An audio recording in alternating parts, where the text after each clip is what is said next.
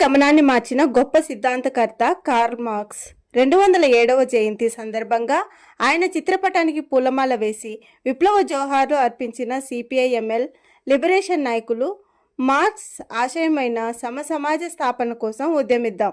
సంగటి చంద్రశేఖర్ పిలుపు Karl Marx జయంతిని పురస్కరించుకుని సోమవారం నాడు వారి పార్టీ కార్యాలయంలో మార్క్స్ చిత్రపటానికి పూలమాల వేసి ఘనంగా నివాళులు అర్పించారు.